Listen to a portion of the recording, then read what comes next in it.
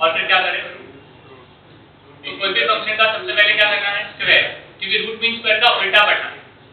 Root mean square मतलब सबसे पहले स्क्वायर करो, फिर क्या करो, इसलिए फॉर्मूला भी वैसे डिजाइन हुआ।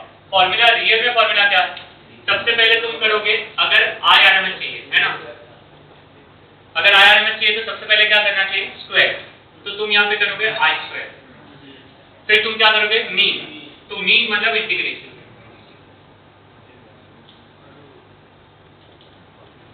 और फिर रूट। तो ये फंक्शन का जो तुमने बोला परफेक्ट मेथड, कोई भी फंक्शन का यही मेथड हमेशा यूज करोगे। sin square theta cos square theta की एवरेज वैल्यू क्या याद रखो, हाफ, और sin थीटा cos थीटा की एवरेज वैल्यू कितनी याद रखो, 0। sin थीटा cos थीटा की एवरेज वैल्यू क्या याद रखो, 0, क्योंकि देखो 3 का कोसाइन ये है इसलिए ये हुआ। अगर मान लो फंक्शन होता 3 sin theta plus 4 cos theta, possible, 3 sin theta plus 4 cos theta, इसका भी एवरेज पूछ सकते हैं ना। तो उसके लिए क्या करोगे, आगे सबसे पहले क्या करोगे, पहले हाँ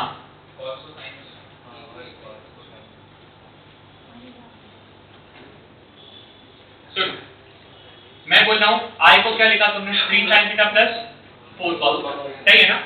अब देखो सबसे पहले स्क्वायर करो, मैंने क्या बोला, इसका स्क्वायर क्या होगा, 9 sin square theta plus 2ab करो ना, तो 2ab क्या होगा, 3 4 12 into 2 24, so 24 sin theta cos theta plus इसका स्क्वायर क्या होगा, 16 cos स्क्वायर थीटा, स्क्वायर हुआ।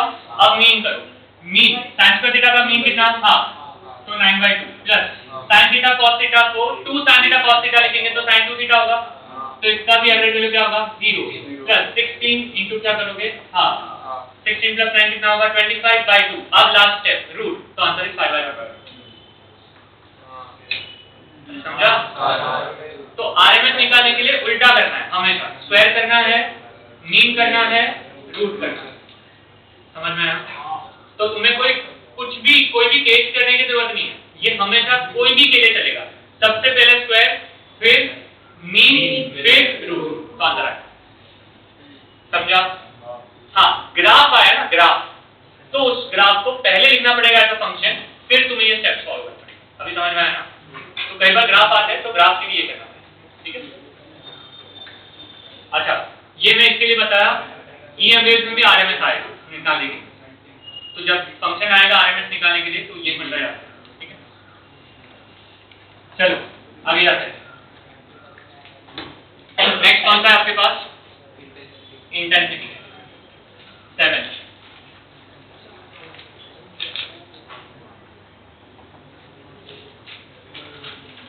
ओके उन्होंने यार ऐसे पहले डिफाइन ही किया इंटेंसिटी क्या है, तो energy upon area into time, ऐसा डेफिनेशन है ना, it is energy upon area into time. फिर एनर्जी को लिया एनर्जी डेंसिटी इनटू वॉल्यूम, पर मेरे लिए इंटेंसिटी हमें याद रखनी है, intensity is you average into speed of light. For EMS, the formula is U average speed of light. Therefore, there will be two formula for intensity. Either use this formula, half epsilon naught E naught square into C,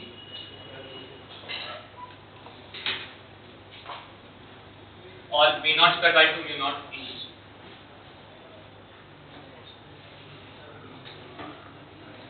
By the way, intensity actually में सबको याद होगा, it is power upon area. So intensity is power.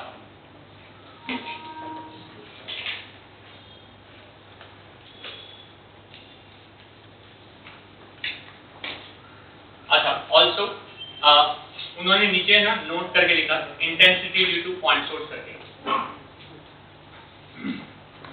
So for that the formula is written like this, I is P by 4 pi r square. ये formula भी important है। This formula can be used for point source, because point source अपने surrounding में wave front spherical generate करता है।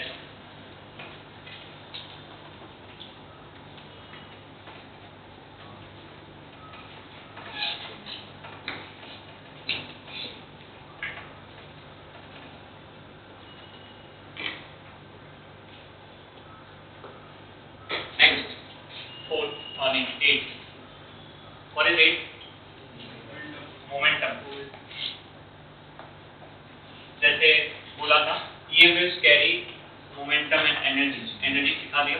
अभी next class momentum. For momentum we have again two formula, p small p, या तो हम यूज करेंगे u by p, या तो हम यूज करेंगे 2u by p।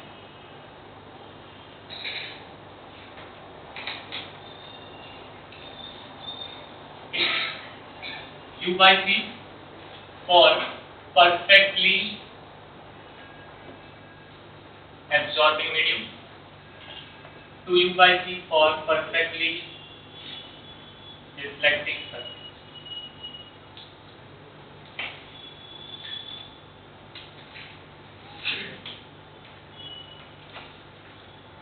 बिकॉज इसमें kind of change in momentum आएगा, रिफ्लेक्ट होगा तो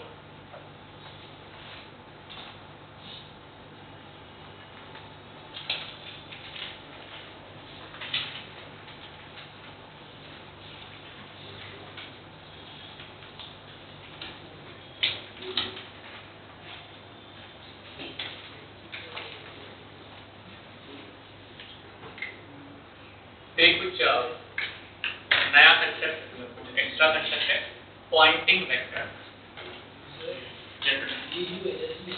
एनर्जी।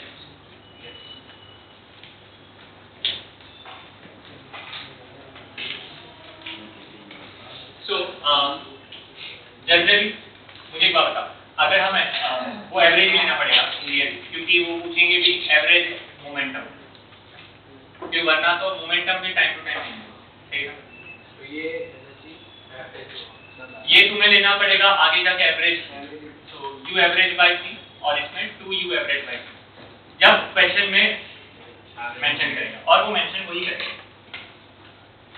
अच्छा, नेक्स्ट फिफ्थ पॉइंटिंग वेक्टर करके लिखा हुआ है, देखा आपने?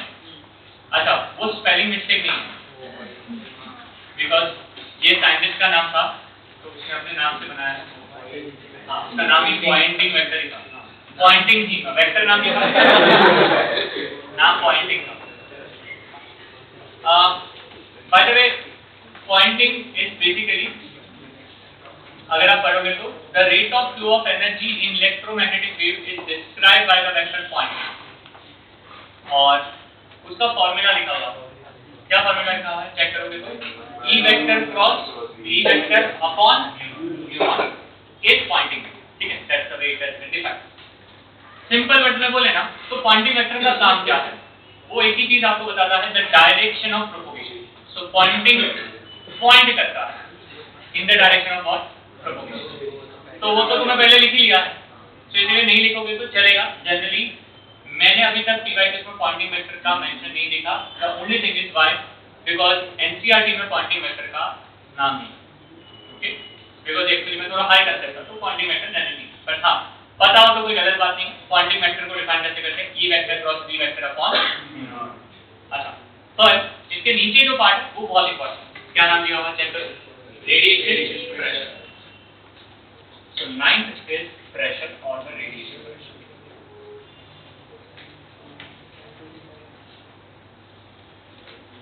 For pressure, the radiation is defined as simply force upon area.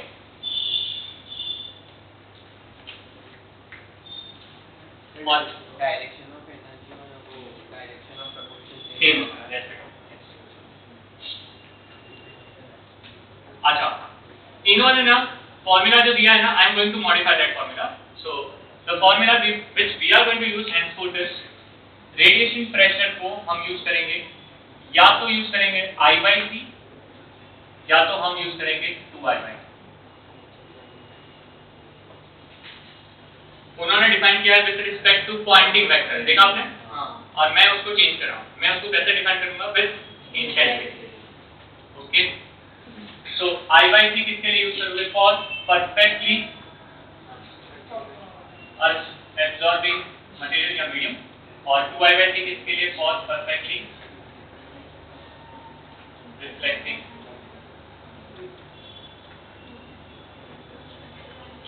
क्योंकि जब तुम रेडिएशन प्रेशर निकालने जाओगे ना और क्वेश्चन में इंटेंसिटी मेंशन होगा तो तुम कंफ्यूज हो जाओगे if you use the formula for pointing vector. इसलिए डोंट यूज दैट फॉर्मूला, ये भी सही। और अब तुम ध्यान से देखोगे ना तो ऐसा unit of Poynting vector is watt per metre square and intensity का यूनिट भी watt per metre square. Technically दोनों सही है।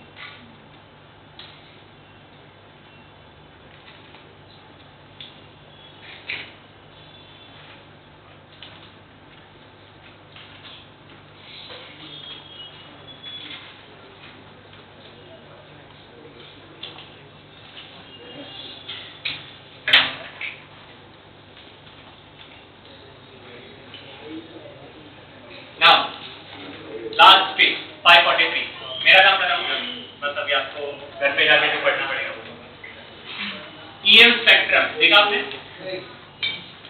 543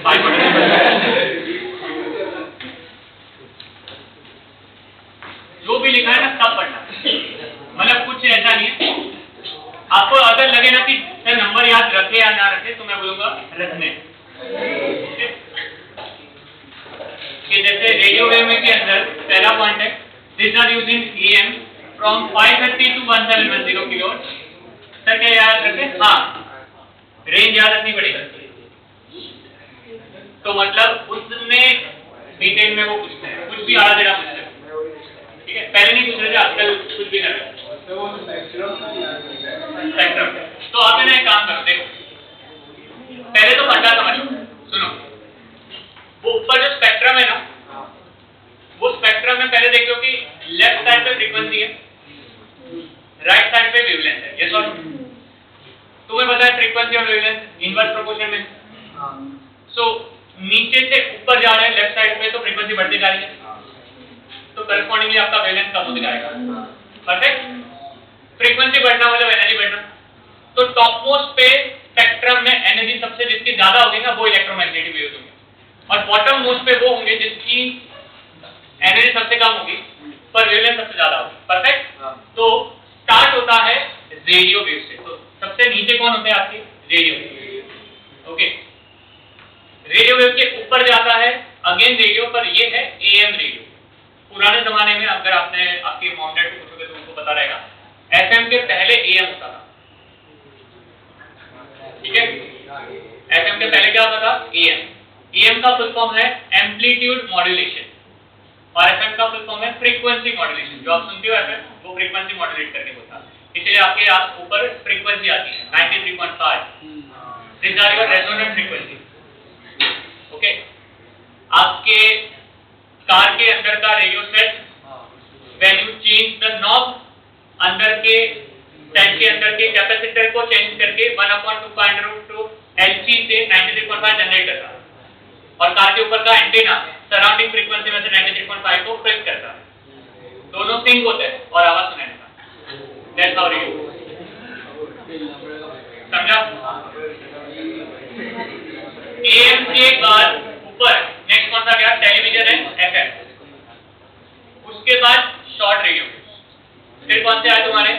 माइक्रो, फिर इंफ्रारेड, विजिबल, अल्ट्रावायलेट, एक्सरेज और गामा।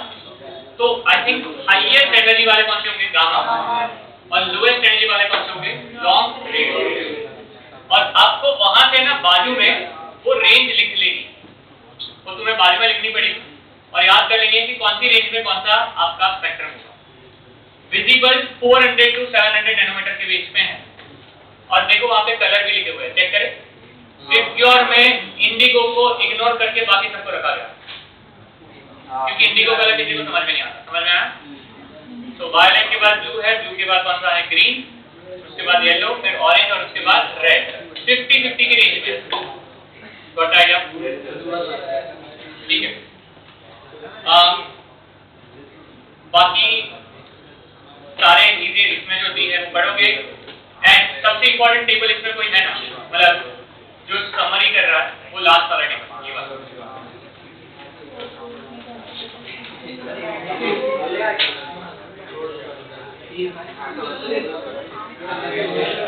वो टेबल जो है, वो टेबल में वेवलेंथ का रेंज दिया है, फ्रीक्वेंसी का रेंज दिया है, प्रोडक्शन दिया है, डिटेक्शन दिया है, सिर्फ जो नहीं दिया है वो दिया है साइंटिस्ट के नाम। ओके, तो सबसे पहले कौन से वेव है आपके पास? रेडियो। तो वहां पे वो पैराग्राफ में मर देगा, रेडियो वेव किसने ढूंढे हैं? मैक्सवेल ने, है ना? तो वो टेबल में टाइप जो लिखा ना रेडियो वेव, उसके लेफ्ट साइड पे लिख दो मैक्सवेल। आप अपना टेबल कंप्लीट ही कर दो, तो सिर्फ टेबल पर लेना। समझा या नहीं समझा? क्या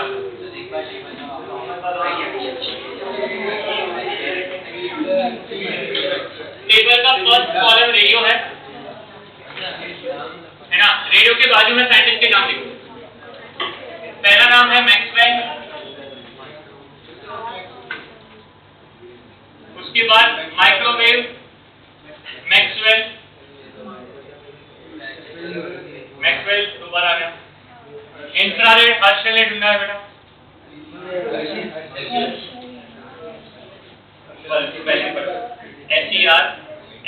SERSCHEL, इंफ्रारेड एकदम ऊपर देखिए, इंफ्रारेड नहीं वहां पे एकदम टॉप पे इंफ्रारेड मिला सबको। हर्शल का नाम मिला? ओके, विजिबल रिस्पेक्टफुली लिखा है sir Isaac Newton.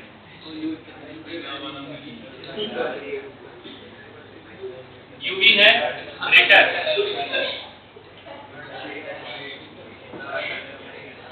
X ray Röntgen, gamma Rutherford. हो गए सारे साइंटिस्ट के नाम। बस भगवान करे कौन से साल में ढूंढे ये ना पूछे अगर वो सबका आंसर तो वो तो नहीं करेंगे।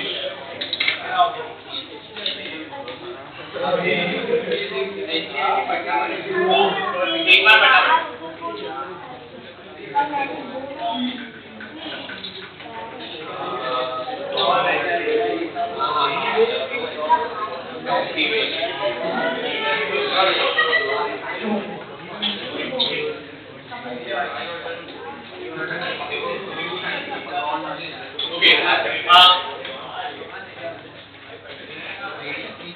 अब you have all the formula with you। मेरा काम 0 है, मैं आपके सामने क्वेश्चन लाऊंगा, सॉल्व करो, आंसर लाओ, चेक करेंगे आंसर सही है बस। अगर डाउट आया तो मैं एक्सप्लेन करूंगा, नहीं है तो स्किप करेंगे। ठीक है, क्वेश्चन 1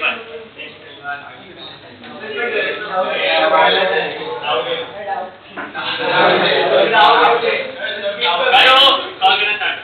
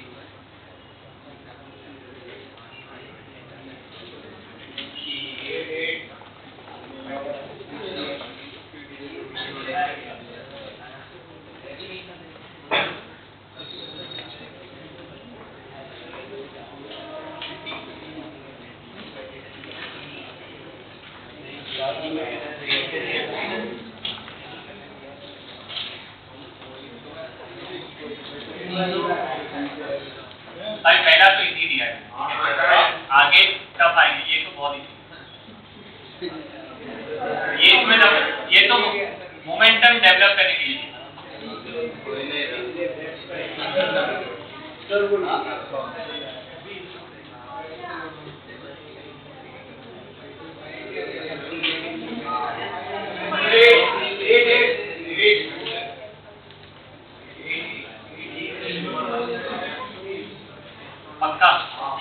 कैसे?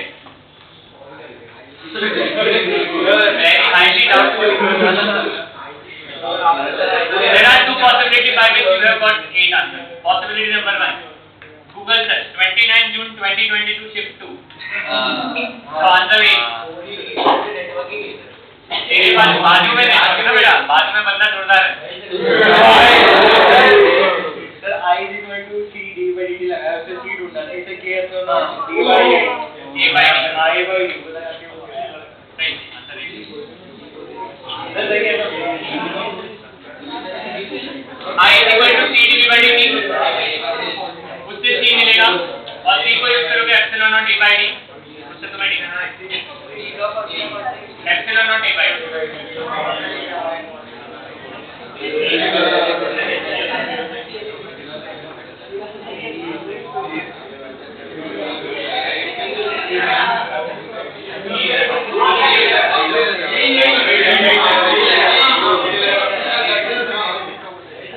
विश्वास ही नहीं है बेटा. सर अभी कितने नेक्स्ट कर रहे हैं? चलो नेक्स्ट बोर्ड पे जाओ नेक्स्ट. आंसर एक है. वैल्यू लिख दे फिर मैं जाता हूँ. पक्का ना नेक्स्ट?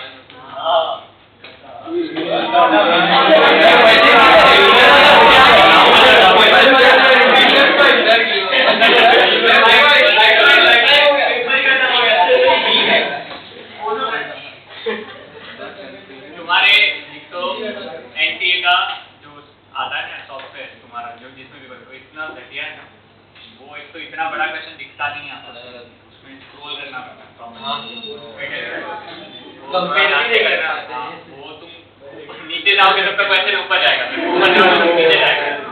तो है ना, तो ऑप्शन में ही तुम्हारा दोष है और ये में हमेशा होता है. ठीक है बेटा. अच्छा देखो सबसे पहले वेवलेंथ कितना दिया है यहाँ पे 8 है. ठीक है, तो पहले लिख देते हैं EM वेव प्रोपोगेट हो रहा है x डायरेक्शन. ओके, तो पहले तो समझ लो कि EM वेव कहाँ पे जा रहा है x डायरेक्शन. अच्छा वेवलेंथ कितना दिया हुआ है 8 mm. अच्छा electric field vibrating in y direction. Okay, तो y डायरेक्शन में होना चाहिए j कैट has maximum magnitude of 60 volt per meter, मतलब E नॉट आपका 60 होगा. और अब आपको बाकी सब चीजें सही है ना. अच्छा मैंने एक चीज आपको सिखाई थी कि E not upon V not C होगा. ये सिखाया था. तो वहां से क्या V नॉट मिल सकता है ना, तो V नॉट कितना हो जाना चाहिए बेटा 2 अपॉन 3 into 10 raised to 8. बाकी इससे कितना आ जाएगा 2 into 10 raised to -7. सही है ना. तो अब पहले ये तो गलत ही है ना, बी ये हो सकता है, ये गलत है, ये भी गलत है.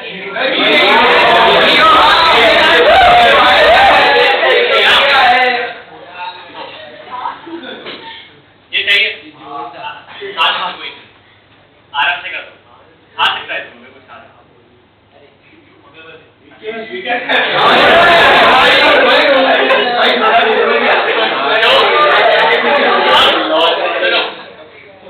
ये तो काफी ज्यादा इजी था ना, क्योंकि ऑप्शन एलिमिनेट हो गया.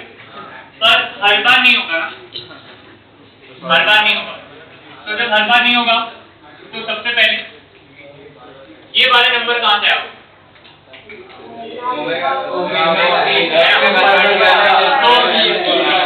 एक्चुअली में ये जो होता है वो क्या होता है कि x माइनस ओमेगा, फिर जो k होता है वो 2 पाई बाय लैम्डा. तो लैम्डा सब्स्टिट्यूट करोगे तो और ओमेगा क्या होगा 2 पाई f. हाँ 2 पाई लिख दो और f के बदले तुम 3 बाय लैम्डा कर सकते हो. तो 3 बाय लैम्डा समझ में आया. इस तरह से अंदर वाले सारे और अब एक बात बताओ, क्वेश्चन दिखने में डोमिनेटिंग है पर है सिंपल ना. वही मैं समझाना चाह रहा हूँ. ये फेज में आज हमने लिटरली एक ही लेक्चर डाला ना. आप और घर पे जाके 3 आवर्स चाहिए, लेकिन 3 आवर्स क्योंकि पीवाईक्यूज बहुत आ रहे हैं. 3 घंटे देख के खत्म करो 19 से लेकर 24. अगर आपने 19 से 34 कर लिया मतलब कोई टाइप नहीं बचेगी जो आपसे नहीं हो सकता। और एक पॉइंट ऑफ टाइम जो आपको लगेगा ये तो आता ही है तो स्किप कर देगा, और लिटरली स्किप कर देगा। तुम्हें समझ जाना कि क्या करना है, तो करने की जरूरत भी नहीं है, छोड़ो। जहाँ पे कुछ नया गेम जाए ना वही सिर्फ कर दो। तो सबसे पहले क्या करना, ये पीपीटी में पूरा से करूंगा तो उसमें कुछ 25 क्वेश्चन, पहले इसी 25 पे फोकस करो क्योंकि इसमें मैंने हर एक टाइप सब्जेक्ट करी, फिर डायरेक्ट सारे बाकी पीवाई पे लगाना स्टार्ट करो। ठीक है, जाओ आगे। अच्छा इसका सॉल्यूशन देखो, बहुत लेंथी है, इन्होंने इतना ही लिखा। ठीक है, अच्छा next question.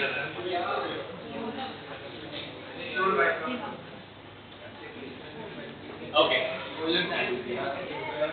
if electric field intensity of a uniform plane electromagnetic wave is given as, अब देखो क्या लिखा हुआ है, E is minus 301.6 sin kz minus omega t ax cap plus 452.4 sin kz minus omega t ay cap, then intensity, magnetic intensity of this wave in ampere per meter will be, और फिर option ये सही है।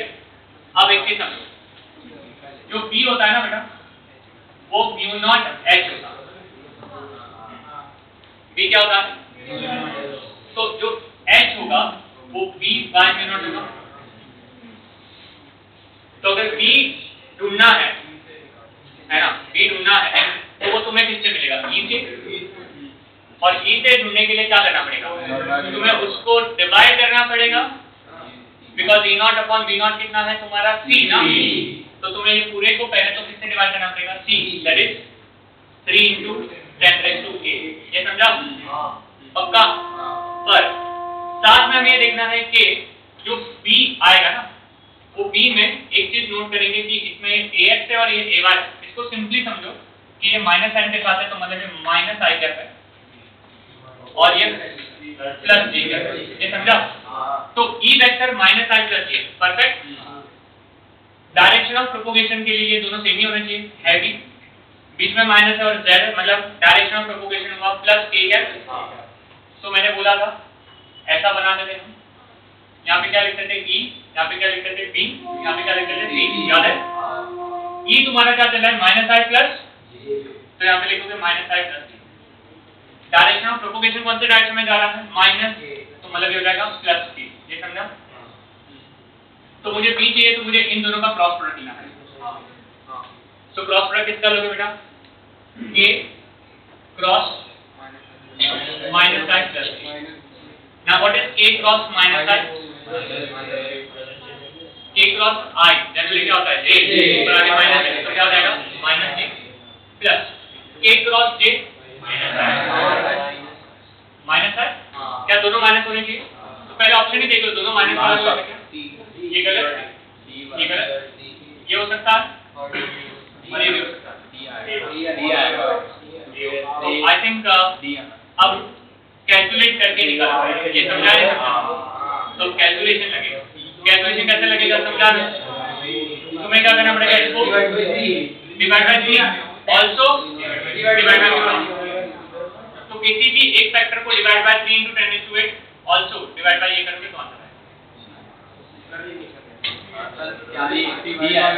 अरे समझा ना, अच्छा मेरे हिसाब से आंसर डी आएगा।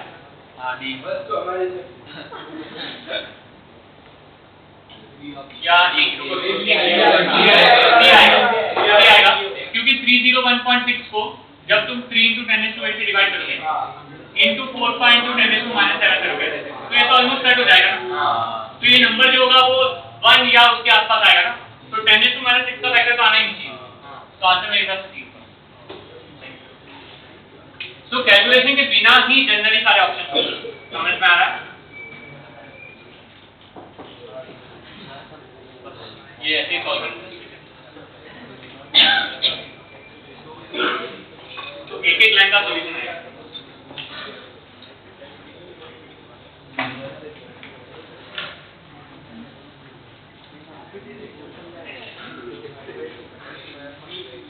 अच्छा अब देखो जैसे इस क्वेश्चन में यहाँ पे एक वर्ड आ गया था है ना, सर्कुलर ये नहीं देते ना तो भी चलता, तो कोई कोई भी वैल्यू में देखना ये नहीं दिया होगा, जो मैंने बताया था ना कि नहीं दिया तो क्या लोगे म्यू को 1, तो यहाँ पे भूला ही म्यू क्या लिखा है।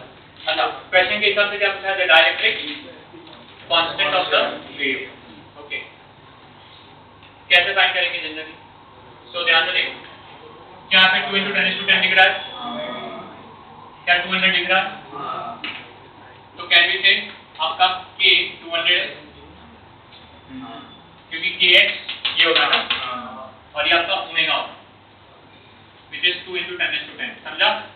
सबको पता है ओमेगा बाय k वेलोसिटी होगा, पता है ना ये, तो 2 × 10⁻10 को 200 से डिवाइड करोगे तो आंसर कितना आएगा, 10⁸8, अरे है ना, 10⁸8, इसको c बाय म्यू लिख सकते हैं, तो म्यू कितना आ जाएगा 3, बट म्यू क्या है, under root of mu r into epsilon r is equal to 3, mu r की वैल्यू 1, दोनों साइड स्क्वायर 9, तो एप्सिलॉन आर कितना हो जाएगा 9, तो डायरेक्टली कांस्टेंट की वैल्यू 9, समझ में आया? तो प्रैक्टिस चाहिए कि यहाँ पे इसको डिवाइड करेंगे तो तुम्हें क्या मिलेगा, वेलोसिटी आएगी तो उसको किसके साथ इक्वेट करोगे, c बाय म्यू के साथ इक्वेट करोगे तो रिफ्रैक्टिव इंडेक्स मिला, रिफ्रैक्टिव इंडेक्स को क्या लिखा, under root of mu r into epsilon r फिर स्क्वायर। ओके,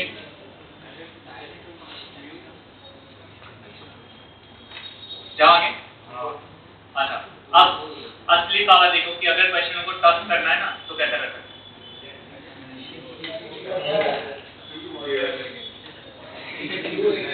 सिर्फ एक बार क्वेश्चन पढ़ो,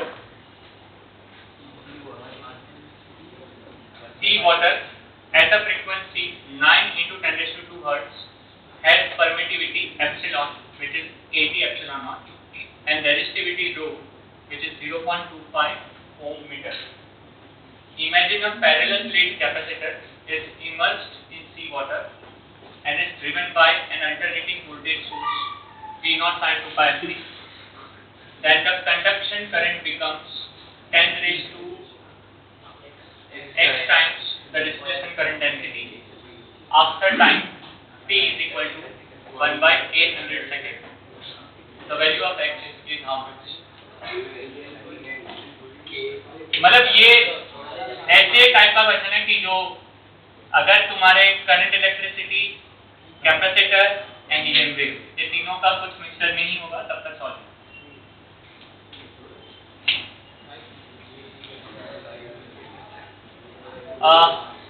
ये सबसे मेजर पार्ट है, इसी में तुम्हारा conduction current density and displacement current density.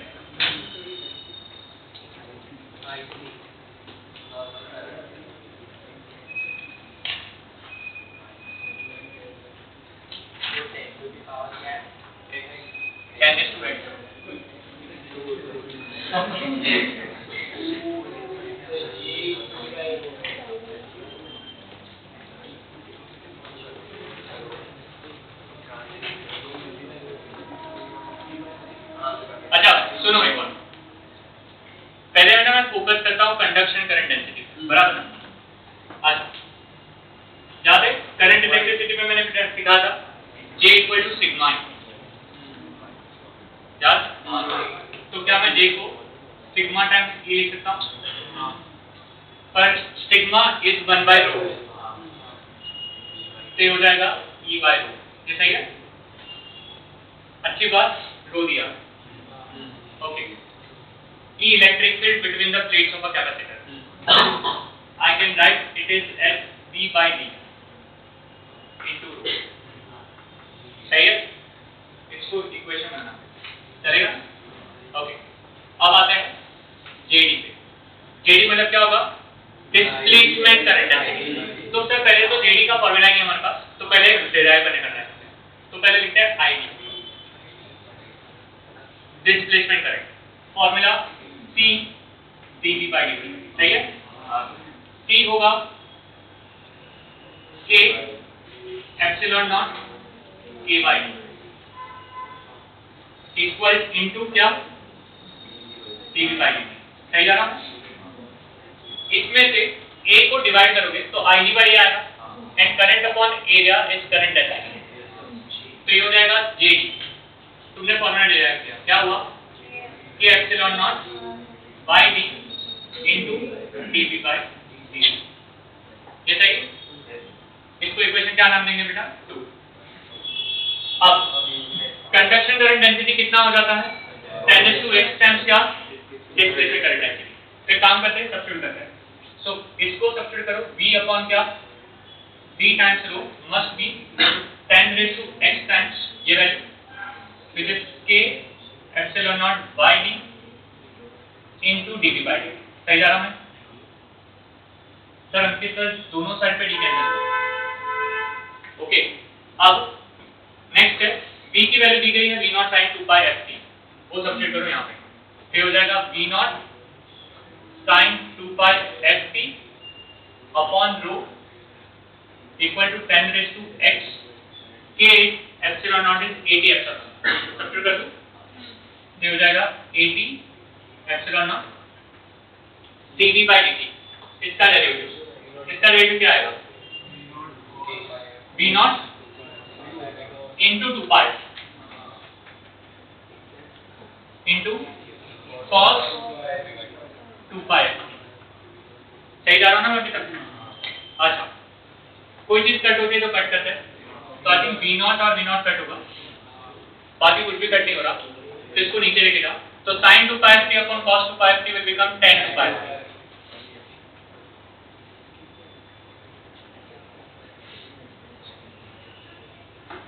बाकी नीचे आएगा, क्या आ जाएगा? अपॉन रो, ये नीचे आएगा तो इनटू क्या होगा? 80 एप्सिलॉन नॉट, फिर क्या होगा? 2 पाई इक्वल टू क्या होगा? 10⁻⁸। ये सही है? अच्छा, 1/4 एप्सिलॉन नॉट इज कितना है? 9 × 10⁹। क्या मैं यहाँ पे 1/4 एप्सिलॉन नॉट लेके आ सकता हूँ? कैसे लेके आ सकते हैं? मुझे लिखना पड़ेगा 10 2 pi f इनटू, अच्छा have they given frequency by the कितना दिया है? 9 × 10⁻², दैट इज 900, और टाइम भी दिया है, कितना दिया है? 1/800। चलो वहां से करो, सो फ्रीक्वेंसी इज 900 by 800 इनटू, एक काम करते हैं 9 × 10⁹ करते हैं, चलेगा ना? जब मैंने 9 × 10⁹ किया तो मैंने किसको रिप्लेस किया? 1/4 एप्सिलॉन, यहाँ पे 2 पाई होगा, यहाँ पे 2 ले लूंगा तो 40 आएगा, तो 40 into rho into f equal to 10⁻8। इसका वैल्यू डाल दो ना ऊपर कट होएगा। हाँ, वो भी सब्स्टिट्यूट कर देते हैं। चलो 9 pi/4 10 की वैल्यू 1 हो जाएगा, तो उसको 1 कर देते हैं। अच्छा, रो की वैल्यू कितनी है? 0.25 और अपॉन 0.25 4, तो ऊपर 4 जाएगा इनटू 9 × 10⁻⁹ होगा अपॉन फ्रीक्वेंसी कितना है? 90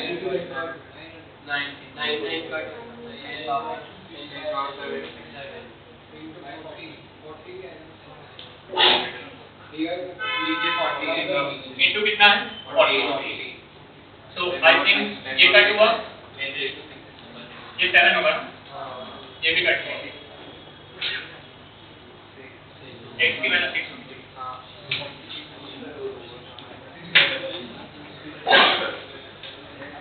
अब बताओ, अच्छा क्वेश्चन है? तो ऐसे बहुत अच्छे क्वेश्चंस है, मतलब पर मुझे ये सबसे अच्छा क्वेश्चन लगा अभी तक जितने ईएमएस का है, क्योंकि ये थोड़ा अलग था। ओके, बाकी सब थोड़े सिमिलर हैं, मतलब ये वाला जो दिया था ऐसे वाले टाइप। ओके, मैं पीपीटी शेयर कर दूं पूरा? ट्राई करोगे करने? ठीक है, चलो थैंक यू।